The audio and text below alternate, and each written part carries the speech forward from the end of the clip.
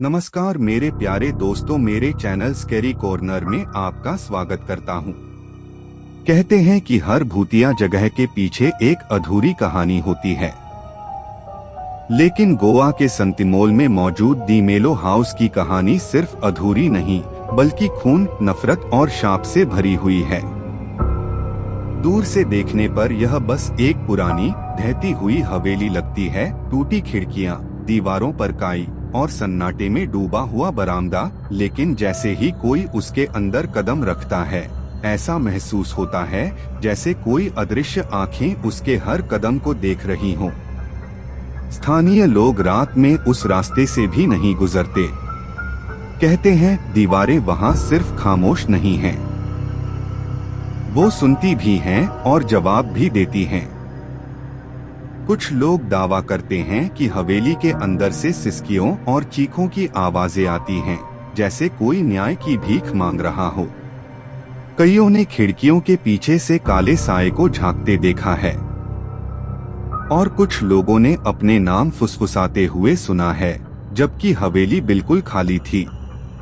सबसे भयावह बात यह है कि जो भी व्यक्ति कैमरा लेकर इस जगह के अंदर गया, या तो वापस नहीं लौटा या ऐसा लौटा कि बोलना ही बंद कर दिया।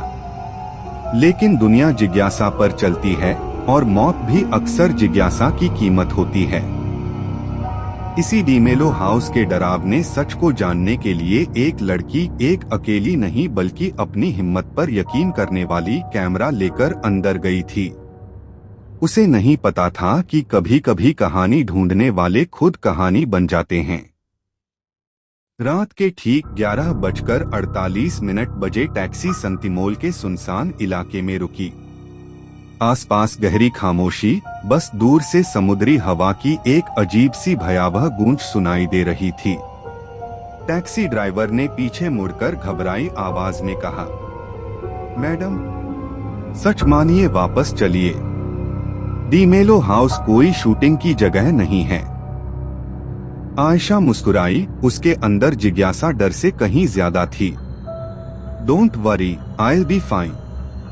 वह बैग उठाकर नीचे उतरी, लेकिन ड्राइवर दरवाजा बंद करके तुरंत निकल गया, जैसे यहाँ रुकना ही उसकी मौत हो। उसके सामने टूटी हुई दीवारों वाला, अंधेरे में डूबा, विशाल लेकिन जर्जर डी मेलो हाउस। हवेली से टकराकर गुजरती हवा ऐसा शोर कर रही थी जैसे कोई रो रहा हो।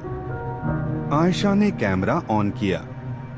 हे guys, this is Ayesha from haunted India trails and tonight. मैं गोवा के सबसे ज्यादा डरावने घर डी मेलो हाउस में एंट्री लेने जा रही हूँ।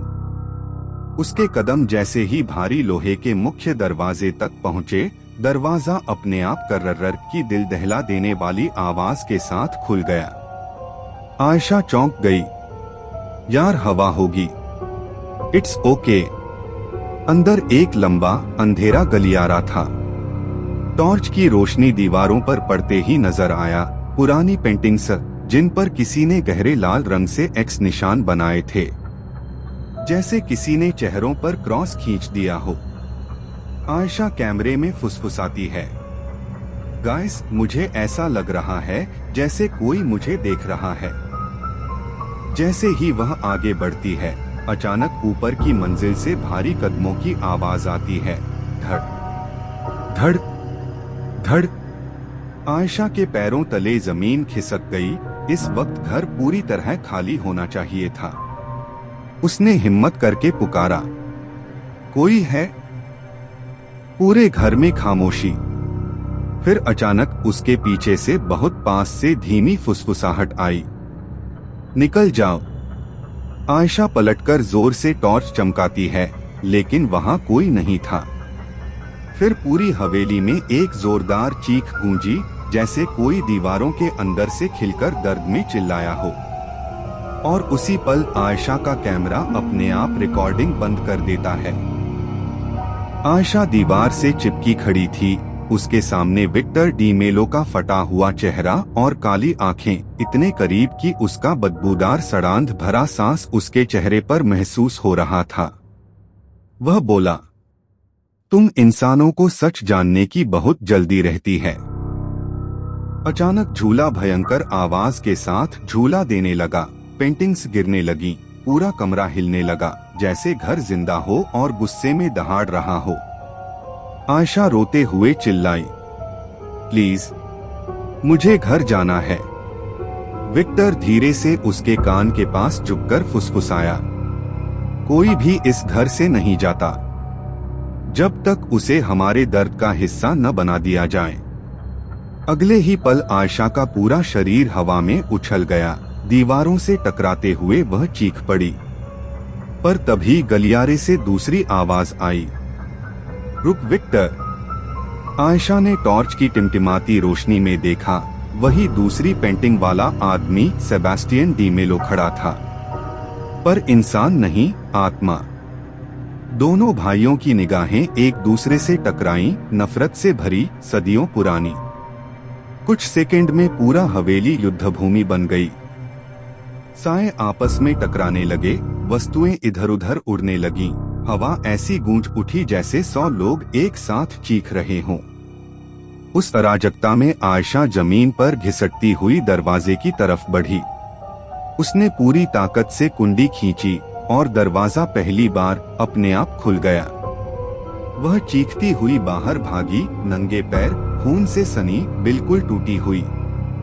डी मेलो हाउस दूर होता जा रहा था, पर उसके दिमाग में अभी भी कोई आवाज फुसफुसा रहा था, तुम बची नहीं हो, तुम बस हमारी कहानी का हिस्सा बन गई हो।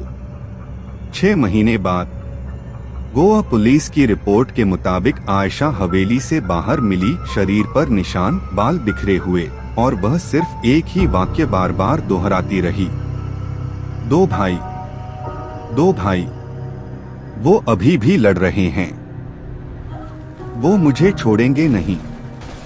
डॉक्टरों ने कहा आयशा शारीरिक रूप से ठीक है, लेकिन मानसिक रूप से नहीं।